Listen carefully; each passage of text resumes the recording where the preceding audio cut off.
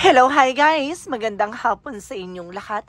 This is Chin Rodriguez from Mesagre Channel, a faith healer o Zomatarder. So ngayong hapon na to, tingnan natin ang sabihin sa iyo ng ating mga gabay. So this is a weekly gabay for the month of June 10 hanggang June 16 for the sign of Libra. So Libra, welcome to my channel.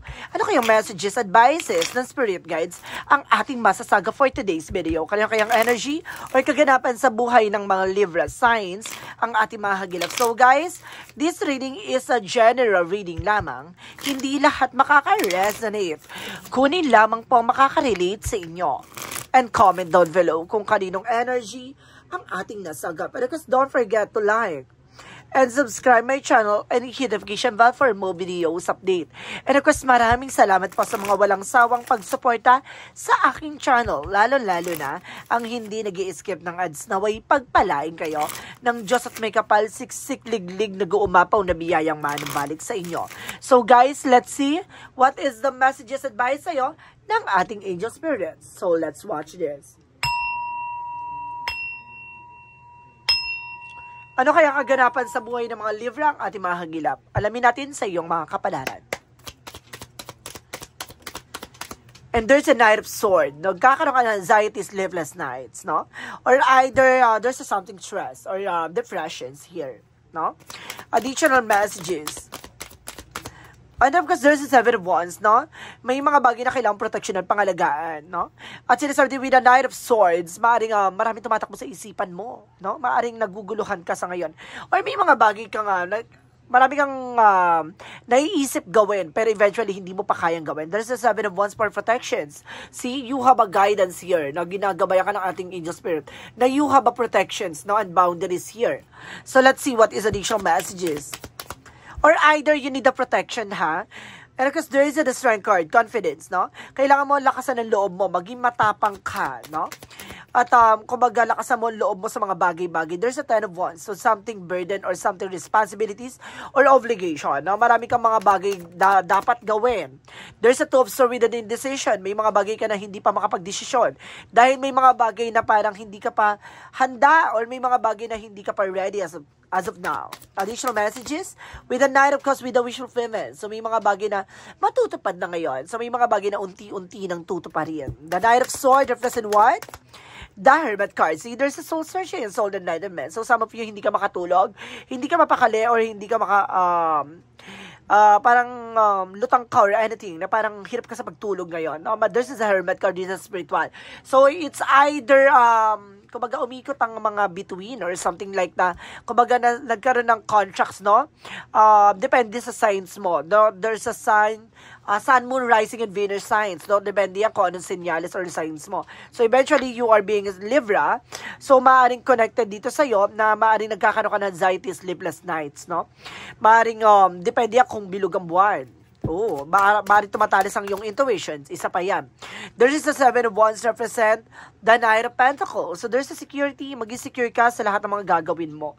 Now, you are being protected. I-secure mo lang yung mga bagay or impormasyon na kailangan mo malaman. And there's a something represent dito, ha. There's a guidance, no? And there's a book, no? Na represent na may taong tumuturo sa iyo ng mga bagay-bagay or kaalaman. No? May mga bagay kang dapat matutunan. May mga bagay na dapat mong pag-aralan, no?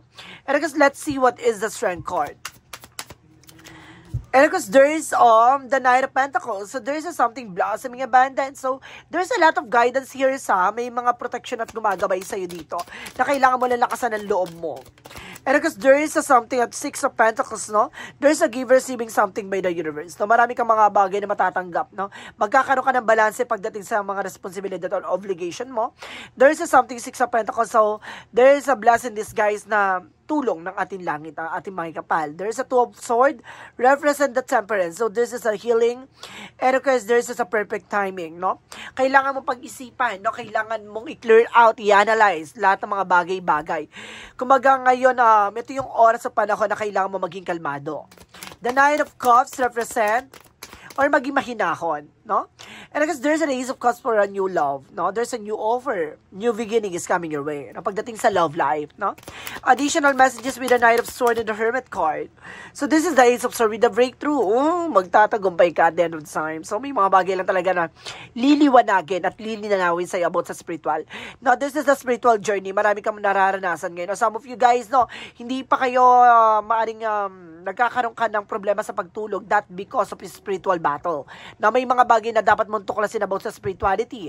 May it's either there's a lot of elements dyan, no? There's a negative elements. Kaya siguro, hindi ka mapakali, hindi ka makatulog dahil mayroong nagbibigay balakid sa'yo sa pagtulog, no? May gumagambala sa'yo, ganon. The Seven of Swords requires the Knight of Pentacles represent the King of Pentacles. So, there's a security and of course, practicality. So, may mga bagay na kailangan mo maging practical pagdating sa finances, protection at pangalagaan kung ano man ang meron ka ngayon. No? So, let's see what is the strength card in the Knight of Pentacles. The Strength card in the Knight of Pentacles represent the Wheel of Fortune. So, this is the good luck. My God, ang ganda. Iikot na yung kapalaran, returning to your favor, no? Pag-ikot ng kapalaran na maaaring papabor na sa sitwasyon, maaaring gaganda ng takbo ng eksena, at maaaring you are being blessed. Oh, the Ten of Wands requires the Three of Pentacles represent what? The Ten of Wands requires the Three of Pentacles represent what? There's a Two of Cups with a partnership. I told you, collaboration. So, may mga bagay, obligasyon kayo, dalawa ng person mo or partner mo or either na family mo na kumbaga magkakaroon ng something improvement, development, no? Magiging maayos na rin at maaaring unti-unti na kayo makaka-recover, no? Kumbaga unti-unti nyo magiging balance at magagamayan ng mga suliranin na pinagdadaanan nyo. The Two of Swords because the Temperance represent the High Priestess. So, something hidden agenda or hidden enemy. So, may mga bagay na parang nahihirapan ka mag-decision ngayon. Kaya sinasabi, huwag ka magiging aggressive sa lahat ng gagawing mga actions. Bagkos pag-iisipan, pagbumunihan, magiging kalmado at magiging pasensyoso sa lahat ng bagay. No? There's the High Priestess for something unexpected moment. Okay, there's a Nine of Pentacles, a Nine of Cups, because the Ace of Cups represent what? The Knight of Cups and the Ace of Cups represent the Emperor. Mature enough and being grounded pagdating sa love. And that King of Swords is a being wise. Oh my goodness. So, pagdating sa love life, no, para matupad yung mga pangarap mo, maging wise at least, no? Maging mature at maging high standard, no? Huwag ka masyadong magpapaniwala sa mga tao or sa mga sitwasyon or sa paligid mo na, diba, nililin lang ka lang nila. Ganon. Additional outcome. Pinaka-outcome is the Ten of Pentacles with the blossoming abundance. So, may paglago, magpalakas ng finances. Maaaring magkakaroon ka ng seguridad about sa finances, security offer, financial flow. Dadaloy na magandang kapalaran for you. Additional outcome. And because this is that card for a transformation. So, this is the ending and a new beginning. A transformation that lead you to be a successful person. Okay, additional messages for career. This is the Sun card. Represent of your positive outcome. Talaga magiging maganda ng kalalabasan ng eksena. Business, negosyo, hanap buhay o trabaho. The Two of Pentacles na magiging balanse na. Kumbaga ang pera na yung kumbaga magtatrabaho for you or either magiging balanse at makukontrol mo na kung paano hawakin ang finances mo. It's a good part, guys.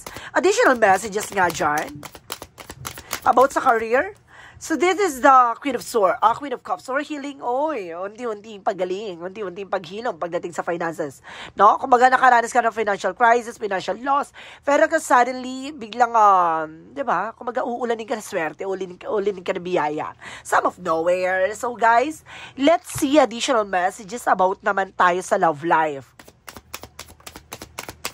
About sa pag-ibig. So, this is the Eight of Swords in reverse, no? Kung ibig sabihin, there's a freedom from the toxicities. Nakalaya ka na from toxic, no? From a family, from toxic family, for toxic friends. And of course, there's a Four of Wands by, wedding, celebration, engagement, proposal, oh my goodness, na magdadala sa'yo ng homecoming. So, maaring, kumbaga, this is a higher level commitment, guys, no? Kumbaga, pagdating sa kumbaga, pinalaya nyo na yung kaisipan nyo, ang inyong sarili, ang inyong magsasama sa mga negatibo, lalo-lalo na sa mga toxic na tao. No, kumbaga, nagpakalayo-layo kayo, lumisan kayo, umalis kayo dyan sa situation, umalis kayo dyan sa paligid nyo. Kumbaga, kumbaga, mas pinili nyo yung kapayapaan, diba? Kaysa sa mga taong hindi naman nyo kasama sa pagtupad ng yung mga pangarap. Additional messages about naman sa health. So, there's the Three of Swords. Oh, something pain. Nakakaranas ka ngayon ng pain. There's the King of Cups. So, there's a devoted supportive person. Huwag ka mag-alala. Sinusupport at ginagabayan ka ng iyong asawa. Now, this is the word card with trouble. Marami kang trouble dito and there's the success. And of course, another hop ha, there's a something insecurity. Kumbaga may nag-interact dito kaya siguro may nararamdaman ka from the evil eye contract, no? Maaring, kumbaga dahil palipad hangin, no? Okay, let's see nga. Ano ba itong Three of Sword na to? Gusto ko clarify about sa health mo. Three of Sword. Oh, si Six of Cups. So, dulot ng ano to. Nagkaroon ka ng something na sakit. No? Or karamdaman dulot ng ginawa sa'yo ng friend or relatives or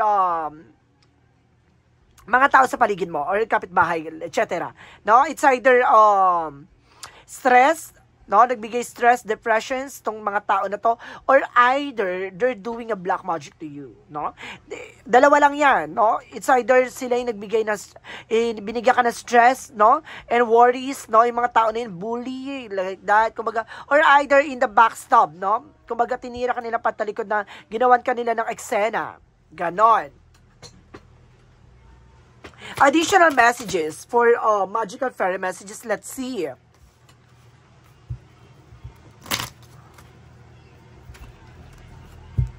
For magical fairy messages, let's see guys. So this is winter. Oh, this coming winter daw ha. There's an affirmation or for realize, no? Maaring, kumbaga ngayong winter season, maaring masagot na yung mga panalangin at pagdarasal nyo. And there is some holiday. So this is holiday season, no? The answer you're looking for can be found during vacation or retreat.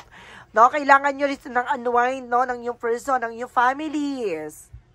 So, let's see what is the synchronicities.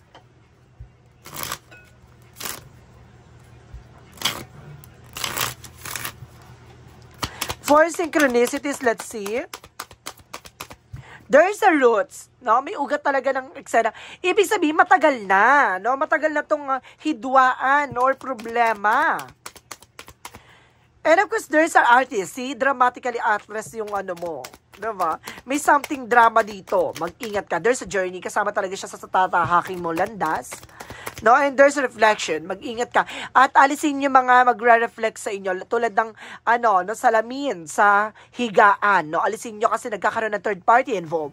Or either problema ng iyong, ng mag-asawa. No, lagi niyong tatandaan niya, huwag kayo naglalagay ng salamin sa higaan. Na alam niyo magre-reflect sa tao, no, or sa inyo. Iwasan niyo yung mga ganon. Salamin man yan, TV man yan. Alisin niyo dyan sa harap ng higaan niyo. So, let's see what is additional messages for a yin and yang oracle card. There's a light for force, no? This is a light for force for node. And there is a trust the timing. So, kailangan mo magtiwala. May mga bagay na may lalahad at may mga bagay na may lalantad. No? The perfect time. There's a luck and doubt. Alisin mo yung pag-aalinlangan, no? Alisin mo yung pagdadalawang isip. Kailangan tuloy-tuloy yung faith mo. And there's an ancestor guides, no? Ginagabayan ka ng yung mga mahal sa buhay na yumao, no? Kung may mga, may mga mahal ka sa buhay na yumao, maaring ginagabayan ka. There's a guidance here or gabay. From angels, answer represent what? For angels, answer represent what? Within the next few months, sa mga susunod na buwan, magkakaroon ng mga pagbabago. There's a taking action, no? Kailangan nyo mag-take ng action, ha? Kumilos kayo. Solusyonan to. Para matapos. So, there's a you're ready. Kailangan mo maghanda. And there's a remain positive. Basta panatiliin kang positibo sa lahat ng kaganapan sa buhay mo, magiging maganda ang takbo ng eksena mo. For the chakra, for Archangel Michael messages, oh, you're on the right path. Nasa tamang direction ka. Nasa tamang direction ka, lahat ng mga bagay na ginagawa mo ay tama. No? Maaring napanood mo tong reading na to, na tumugma sa'yo, you need to take in action for this. And there's an favorable outcome. See, papapuro na sa yung sitwasyon at magiging maganda ng kalalabasan na to. This is the road to success, guys, ha? Ang ganda. Kumaga, hihimay-himayin. Lahat ng mga bagay o pangit na kaganapan sa buhay mo at iaalis siya. No? Parang isda yan na parang tinatanggal ng tinik. No? Para makain siya ng maayos. Parang ganun yung magiging life purpose mo dito. Alisin na magsisilbing balakid para maging maganda ang takbo ng eksena. For the chakra messages, represent the gratitude. Be thankful, no? Sa lahat ng mga bagay na nangyayari sa buhay mo, kung ano man yung mga bagay na nararanasan mo. And there's an impatient, guys. Ito yung sinasabi na habaan mo yung pasensya mo. May mga bagay dyan na parang gusto mo madaliin, gusto mo agad-agad. Guys, kailangan kalmado ka. Additional messages. So there's an envy. Alisin mo yung drama, guys. Alisin mo yung ego, pride. And of course, there's a strategy. No? Gamitin mo rin ito ng strategiya para matupad mo yung mga pangarap mo at may mga bagay na gusto ka may sa katuparan. Pagdating sa romance, angels represent what? Oh, chemistry. So, may chemistry kayo ng in-person mo. There's a magnetic attractions here. And there's a finances and career. Connected din daw sa finances and career. Oh my goodness. So, let's see what is the Monsology represent what? Believe the impossible. So, kailangan mo maniwala sa mga imposible.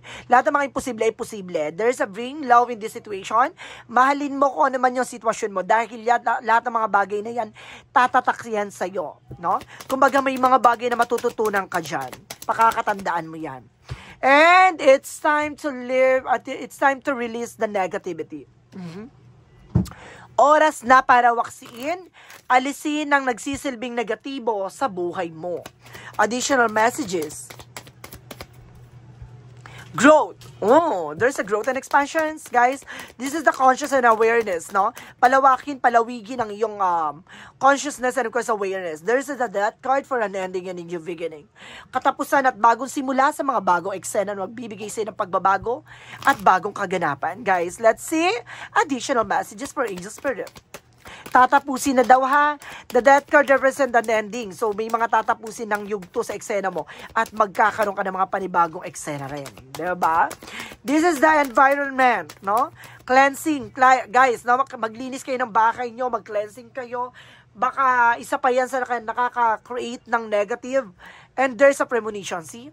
May ano dito, pangitain or may mga bagay na pinapakita sa iyo sa mangyayari sa hinaharap. Premonition. Baka may, kumaga, nakatakdang mangyari. Oh my goodness. Additional messages. And there's a practice. Enhance your ability and polish your skills. And there's a leadership, no, guys? Pamunuan mo to. Ikaw yung nakakaalam na lahat ng mga bagay na to. Kumbaga, bukas ang kaisipan mo about sa spiritual. Kaya kailangan mong solusyonan hanggat maaga pa lamang. Additional messages. And there's a force, don't follow, no? May mga bagay dito na pamunuan mo yung sarili mo, hindi ikaw yung susunod sa kanila, no? Kumbaga, ikaw yung gumawa ng action, ikaw yung gumawa ng paraan para masolusyonan mo ang pinagdadaanan mo. There's a with the haters. So, deep love, ikaw yung mas nakakaalam ng eksena, ikaw yung mas lalong nakakaalam lahat ng kaganapan sa buhay mo. This is a deep love for spiritual or something connection with you ng person mo. Archangel Raphael messages. And do more research, no? Marami ka pang dapat tuklasin. Marami ka pang dapat alamin. Marami ka pang dapat matutunan at malaman. Jesus' loving quote said, be a good comfort, your faith has baby wool. So see, kumbaga sinasabi dito, may mga taong tutulong sa'yo. Tutulungan kang, tawag dito, tulungan kang maalis yung kaba, aalisin yung worries mo, yung mga pag-aalinlangan mo, at may mga bagay na susubukin ng pananampalataya mo. At doon makikita at doon malalaman kung ipagkakaloob mo sa kanila ang buong pananampalataya at tiwala mo sa ating pong may kapal, no? Kumbaga may guidance dito, ha? So let's see what is the synchronicities. Or princess, no? You are become a princess. Oh my goodness. Or something a princess, no? It's either a guidance here, ha?